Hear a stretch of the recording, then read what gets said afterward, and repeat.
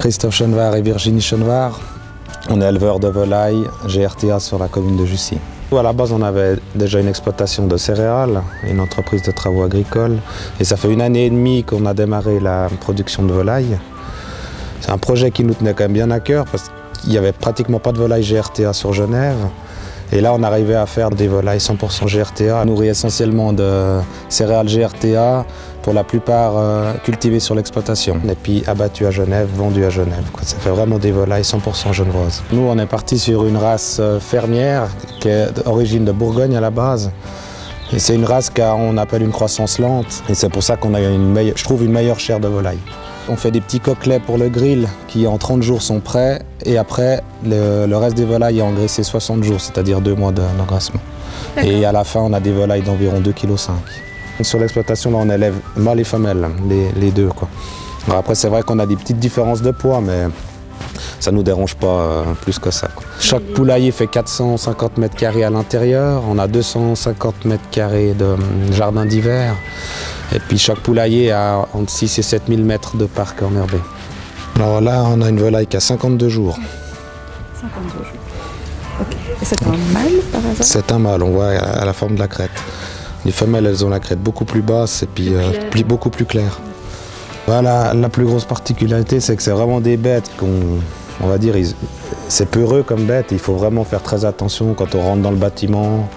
Toquer à la porte pour avertir qu'on arrive, il faut vraiment faire attention, c'est des bêtes qui ont peur, quoi. C'est à nous d'être vraiment calmes quand on va soigner, quand on va entre 2 à 3 fois par jour.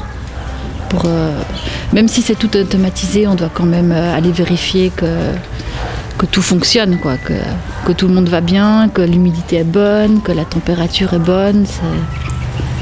Et après, un des trucs le plus important, c'est comme pour tout le monde, c'est l'eau, quoi. Il faut qu'il puisse avoir de l'eau tout le temps et à la bonne température. C'est ça la chose la plus importante.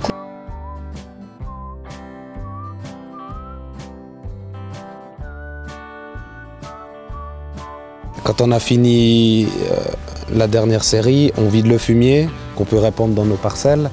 Après, on nettoie le bâtiment entièrement à l'eau.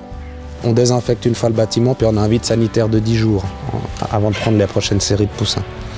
Alors en ce moment, il nous reste 1500 volailles qu'on va encore engraisser une semaine. Dans le poulailler d'à côté, on a 6000 petits poussins qui sont arrivés mardi. Quand ils viennent d'arriver, ils n'ont encore pas le réflexe d'aller manger dans les mangeoires. On est obligé de mettre les papiers avec l'aliment entre chaque ligne pour qu'ils trouvent tout de suite Ils se déplacent un peu, mais il faut qu'ils aient quand même la nourriture et l'eau à portée de main, sinon c'est... Après, il y a des carences, quoi. Là, on a 6000 poussins. Là, ils ont 3 jours. À partir du 30e jour, on va déjà commencer à enlever quelques petits coquelets. Et puis après, toutes les semaines, on libère de la place pour finir avec 1500, voire 1800 poulets de 60 jours. Ça évite qu'on aille... Parce qu'après, ils grandissent, ils prennent de plus en plus de place, puis ça évite qu'on ait trop de bêtes au mètre carré dans le bâtiment. De recettes, il y en a plein, j'expérimente encore, mais c'est vrai que moi j'aime bien la faire au four j'aime bien mélanger avec pas mal de légumes en fait. Champignons, carottes, poireaux, les légumes de saison en fait ça dépend un peu, dépend les saisons.